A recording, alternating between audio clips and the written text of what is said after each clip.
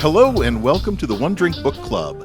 In this episode, we'll be discussing The Whiskey Rebels, a novel by David Liss.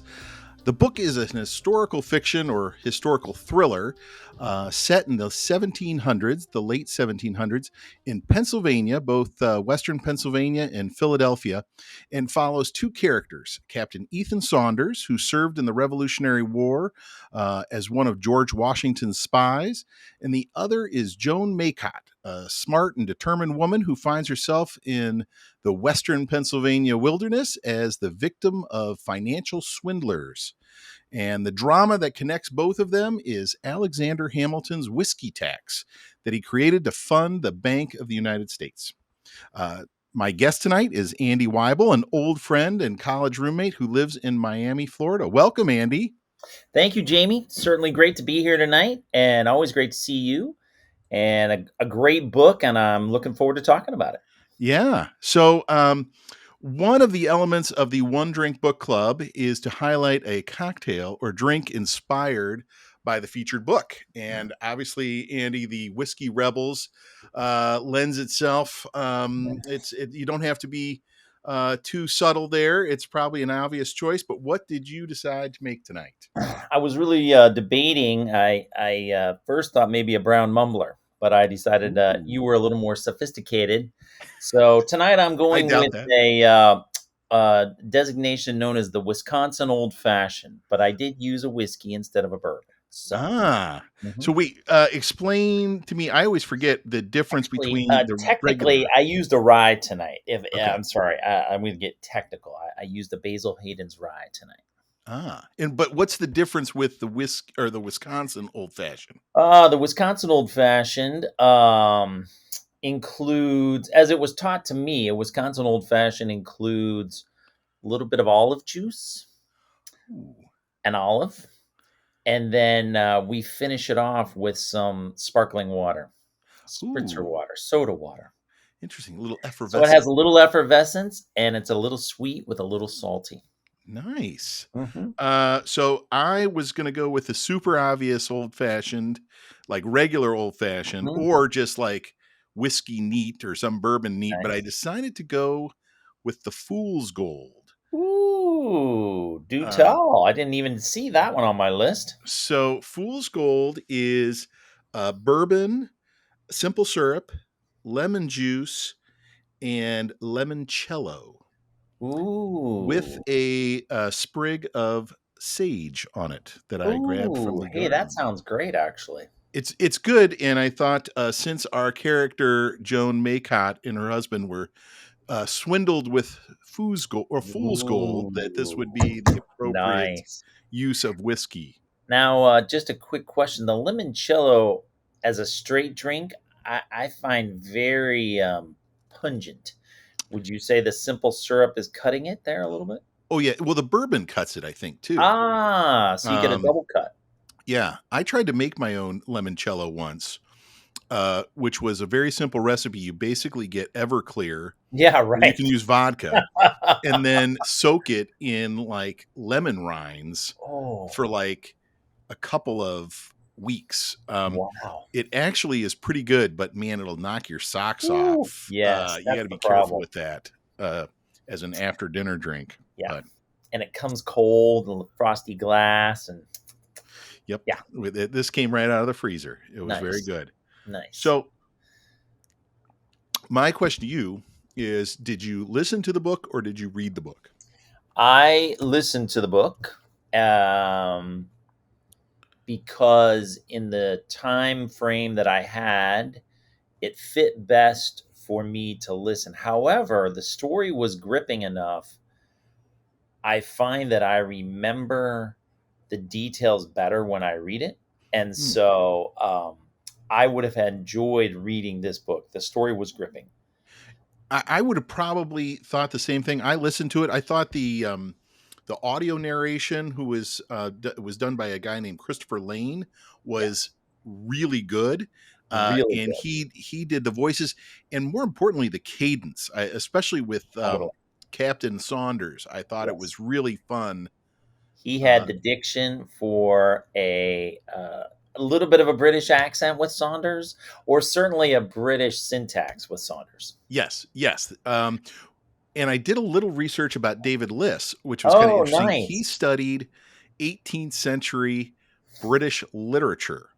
And so There you go. I've actually read a number of his other books, and several of them Interesting. take place in the same 1700s Interesting. time period, either in England or in the United States. And Interesting.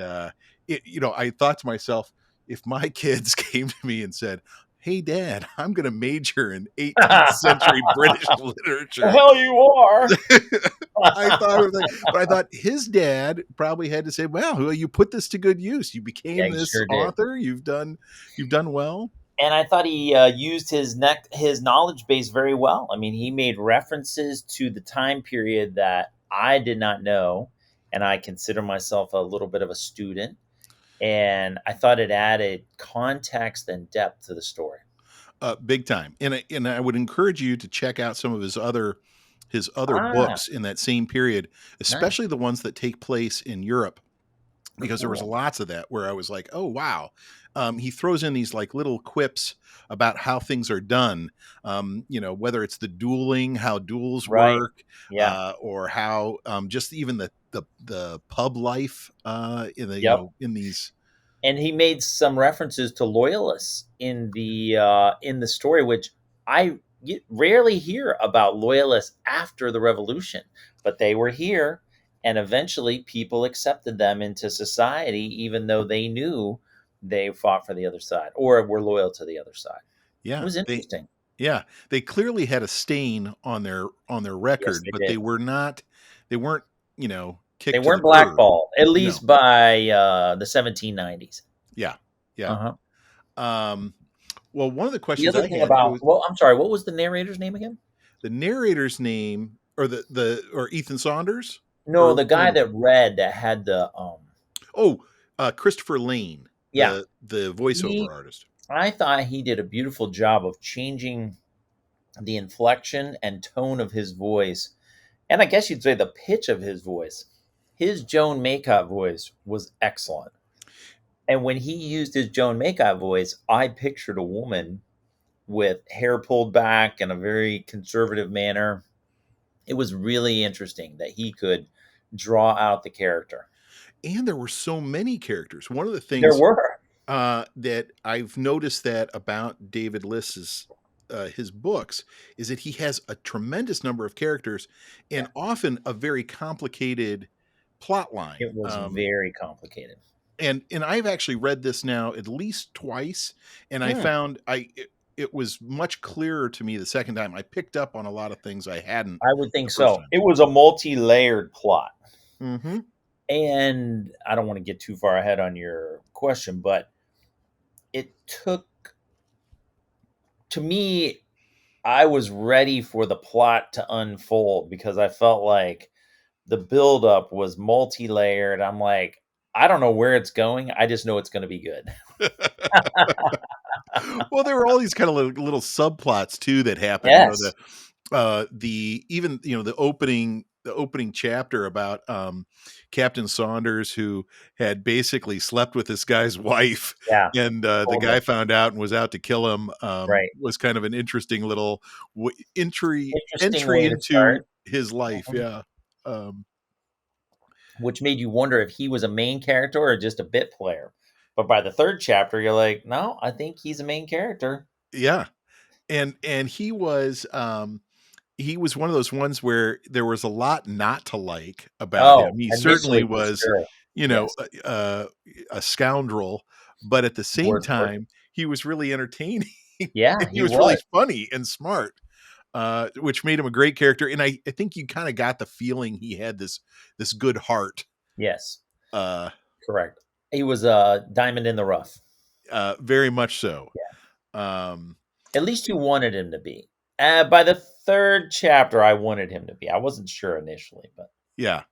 Well, there was I think that the time where I really felt like he hit his low was when Lavienne, who is Alexander Hamilton's kind of like private investigator, oh yeah, essentially, right. who kind of befriends Ethan Saunders, or at least realizes that he might be an asset in Right. his efforts to kind of uncover this plot to do away with the bank. And Lavienne has him at his house and even offers him a room for the night because Right. Saunders is basically drunk, penniless, and now got kicked out of his house. Right. And he ends up trying to seduce Lavienne's wife, even after he Right. did all these nice things to him. Right. And the wife just takes him to task and says, Mhm. she is not surprised at all. She tells, like, what's wrong with you? You clearly don't like yourself. You want to be a bad guy. Yep. You need to figure this out because, this isn't working for you. Well, and that really was the turning point because I think that was where Saunders admitted, okay, something's got to give because this can't go on. And I knew this was wrong. It was wrong. Now I have to go on. I can't do this anymore. Yeah. He so one of the plot lines for the listeners, if you haven't read the book, uh, Ethan Saunders was kicked out of the army, Mm, accused of treason, that he had been spying for the British, and right. he and his partner uh, had been kicked out, and he never quite knew whether his partner had actually been a traitor because his partner died soon after they both got kicked out. Right. And at the time, Ethan Saunders had been uh, practically engaged to his partner's daughter. And Right. so after this scandal happened, and this was all while they were serving under Hamilton, um, Saunders felt like he was disgraced, um, and he didn't want to hang that disgrace on his on the woman he loved, and so he kind of went his separate ways, left her. So he was sad about that. He was sad about his friend. He was kind of his only thing that he had been good at was being a spy, Right. and so it kind of really uh, took him out. And what was his last name? His partner's last name. It wasn't Flag. It Fleet, was Fleet, I believe. Fleet. Yes, Fleet. And he was not only partners, but good friends. I think Fleet was a role model for him. He so desperately wanted Fleet to be honored and die an honorable man. And so, yeah, that was a very touching part of the story. Yeah, agreed. And so at one point in the story, Cynthia, who was Fleet's daughter, who Ethan Saunders had loved, comes to Saunders and asks for help because she feels like she and her husband and her children are in danger. So Right. that kind of is how he gets reinvigorated with a Right. purpose. That's the first Put thing you back he on the has in a white long line. time. Yeah.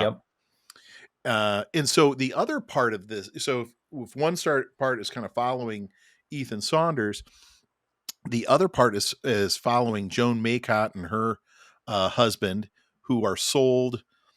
Basically, her husband had served in the Revolutionary War. He had all these promissory notes that no one at the time knew whether they were going to be honored by the federal government. Are they Right. worthless or they worth something?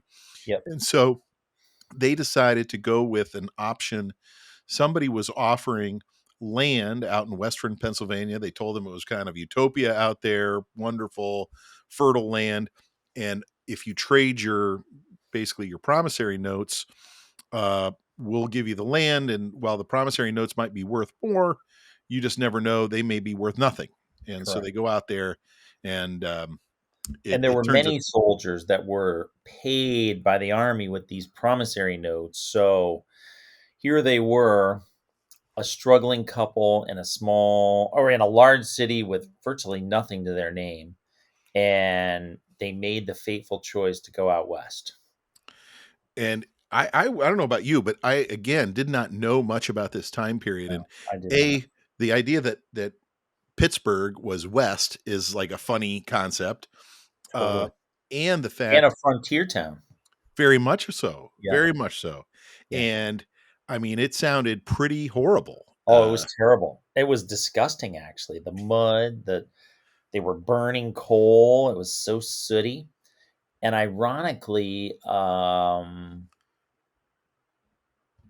I was done Yes, I had finished the book, and within a week of finishing the book, I appeared in Pittsburgh. Oh, no way. And it was so and we drove through West Virginia on the way to Pittsburgh, and the whole thing kinda came rushing back like, God, can you imagine traveling this land in a wagon with horses and supplies and oh gosh, it just would have been brutal. And Yeah. this was like a cow town that was, mm, rough and tumble, to say the least. Rough and tumble is, I think, a good way to describe it, and the people too. I mean, when they said Mm, as they're going out to their plot, which is basically all woods, right. there's no fields to sow. Woods and hills, so it wasn't even like after you cleared the trees and what they didn't even talk about, but having lived in that area, the ground is very stony, very rocky. So Mhm. even if you cleared the trees, which are hardwood, tall trees, you'd still have to clear rock upon stone upon stone. It would have been, whoo, Yeah. backbreaking work. Uh, and what I thought was interesting was well, there were some villains along the way, the guys that took them out to the west, the kind of the crew leaders were horrible. Um, and then the guy who was kind of what they figure out when they get there is that they didn't actually buy the land. They Right. bought like 100-year lease. And so It's they don't even terrible. own the land that they have. It's relatively worthless anyway. Just terrible And people. And they were essentially indentured servants that Hmm.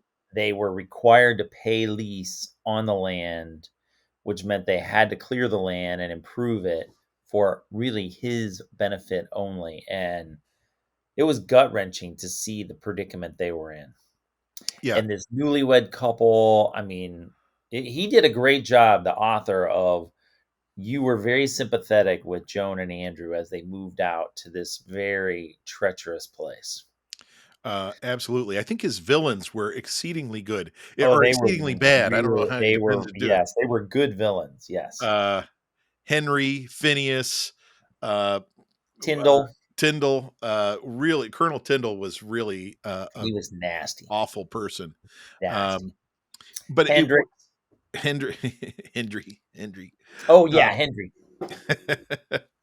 well, the other thing that I thought was interesting was the camaraderie of the people who were there. I mean, they did really find some good friends yes. Mm, and some really close, smart, industrious people out there that kind yep, of stuck together. and, again, for the listeners who might have interest, that was an uplifting part of the book, and I think carried the day for that whole section. There was so much to be down about and depressed about, but here were these other settlers who had made the same trade their script for the land. And just when Andrew and Joan were sort of like, oh man, we are in trouble, here comes all these families literally out of the woods to help them build a home, to help them figure out how to live in this wilderness, be safe, have a community, have some friends. That was fun. It was uplifting. And you had the feeling they all were sort of cut out of the same cloth. Absolutely, and I thought it was he there was a couple of fun situations too that the author put in. Dalton, one of their that probably he would be seen as the leader of Yeah. this little community of people. Kind of you didn't mess with him. He was Irish. He had a temper, but Hmm. could not be beaten. Right. And Hard worker. hard worker, smart. He was the guy who ran the biggest still to make Right. whiskey. But the fact that the author made him gay too, which was kind of a fun twist, and It that was in that community, because he unexpected. was the toughest guy there, nobody said anything about it.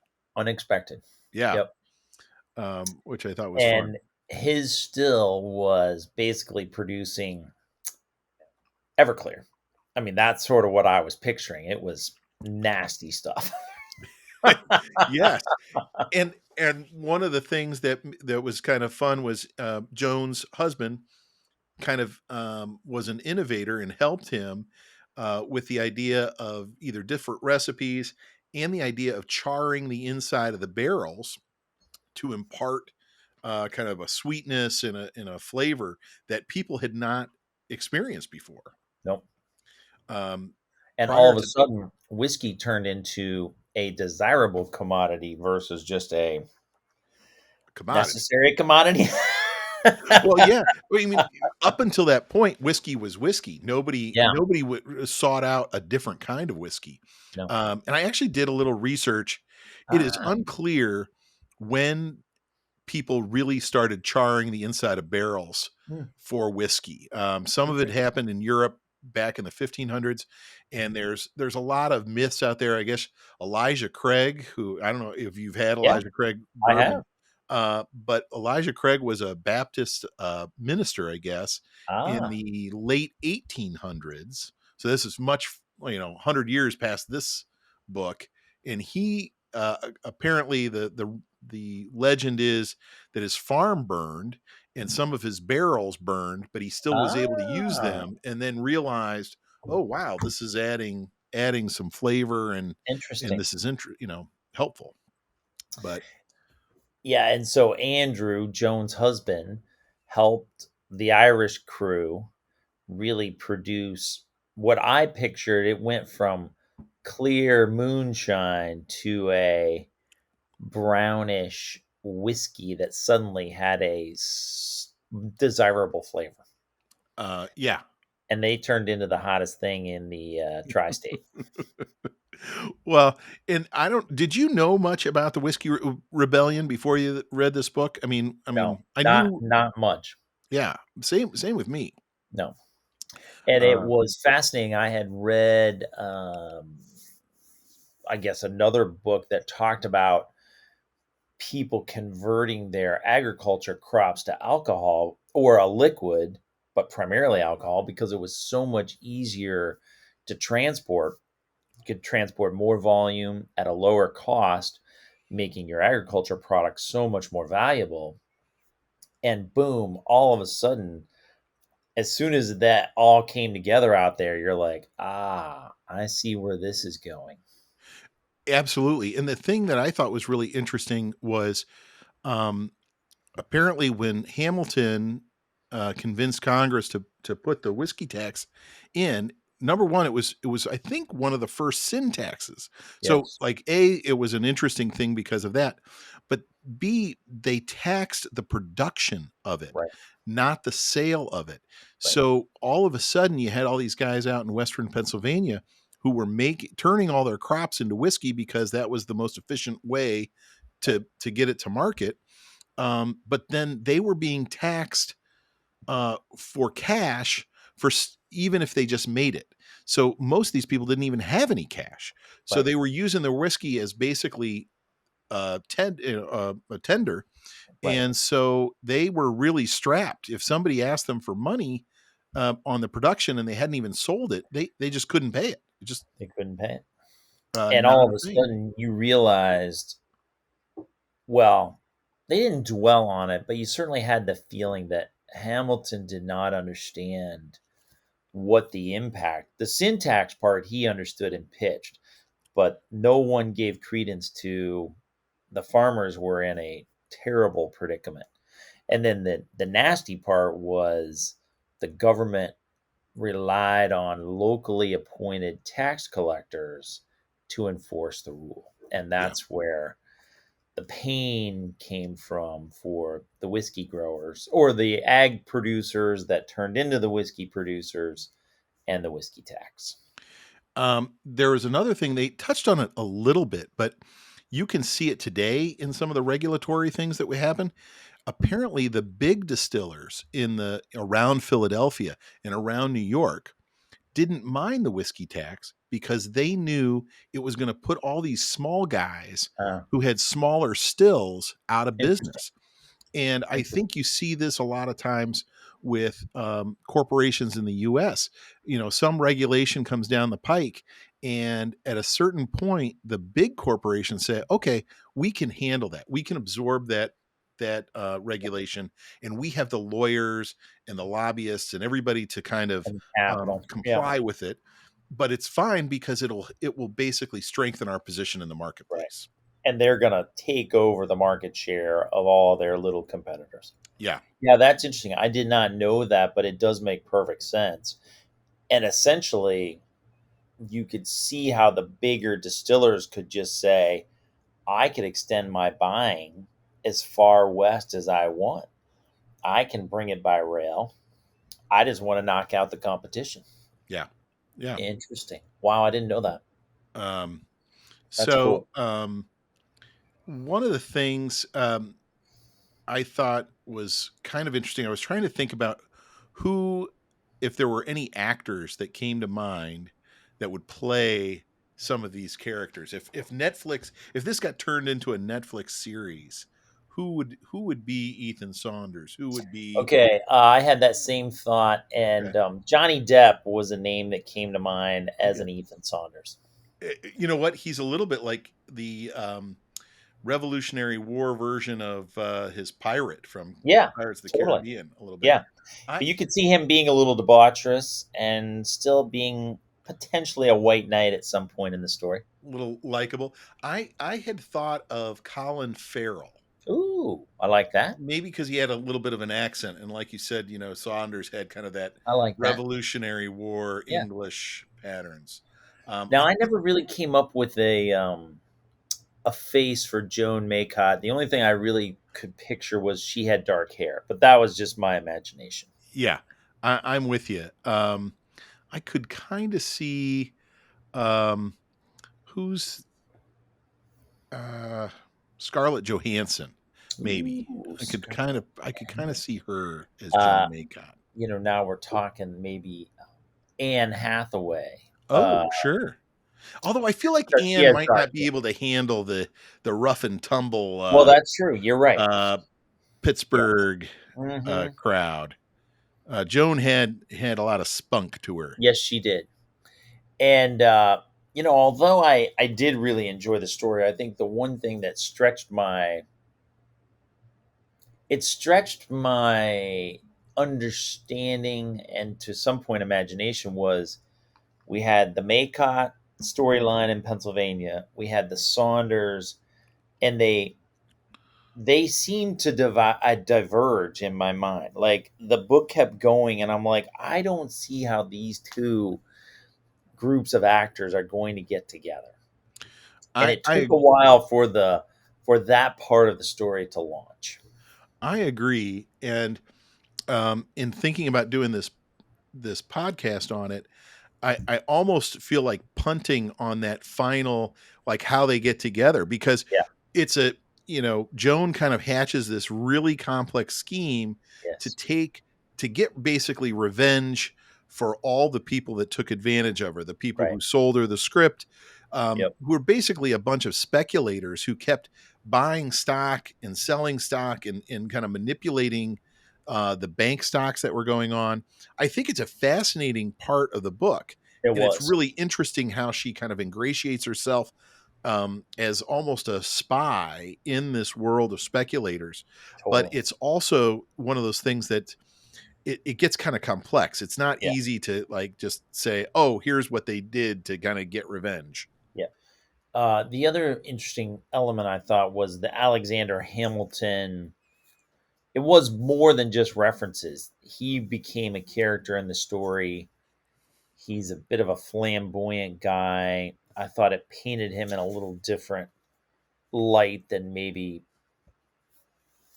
the general public sees or understands Alexander Hamilton, especially as the story wound on.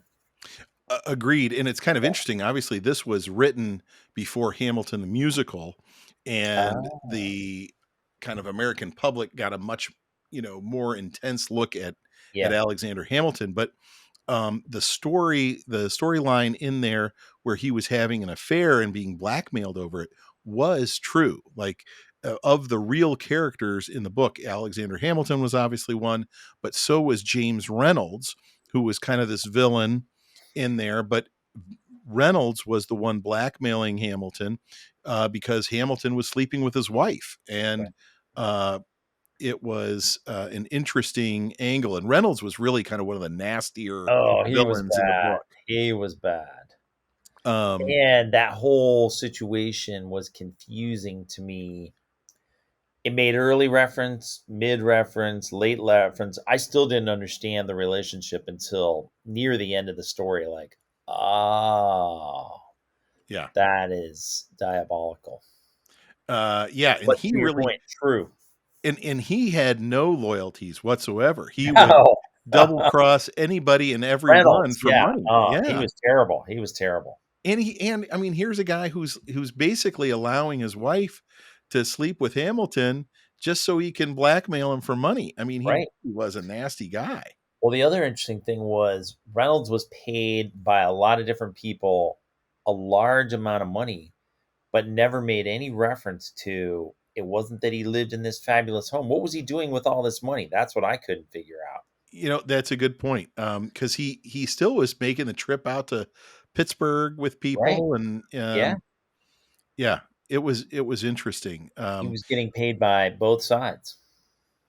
The other characters that were true to history was Dewar, who was the person that sold the land Yep. to the Maycots Yep. and was one of the chief speculators of the time. And um, he did, in fact, in the book, he basically goes to debtor's prison because he had way overextended himself. He was a speculator, and things had gone wrong. And in real life, he died in debtor's prison, There you go. and he had been a speculator. It clearly this story and the kind of the climactic scheme there did not really happen in real life, but Dewar was a real person and did in fact speculate, and it all went wrong for him. Yep. Yeah, So it was painted as a tragic figure, but Liss, I thought, did a good job all along of illustrating why Dewar was only a tragedy in his own mind. He was not a Christian athlete by any stretch. No. no, no, he was not. And he also seemed just like kind of a weaselly, Oh yeah, uh, just an unpleasant yeah. character. Uh, Slippery for sure. Very much so. Hmm. Well, trying to think, what have we not hit on this? We've gone through all my questions. I Oh, think no, I think we didn't spoil anything. There's I don't still think a we lot to spoiled read. anything. Yeah. I think there's a tremendous plot that unfolds. No, I think we've covered a lot of the highlights. I would highly recommend it. I mean, this would be a book I would say to a friend or a colleague or a family member, this is worth your time. All right. So one of the things I'm trying to institute on the podcast is, so how many Wisconsin old fashions would you give it out of 5? Out of 5, oh, I'd do 4 for sure. Okay. Yeah. 4 out of 5 I Wisconsin don't old think I fashions. should drink 4 and try and talk about the book, but I would definitely give it a 4 out of 5 Wisconsin Old Fashions, yes. All right. Well, Andy, thank you so much for participating It here. was a pleasure, Jamie. Thank you. It was fun, and I'm interested to talk about more books as we unfold, so this is great. Yeah.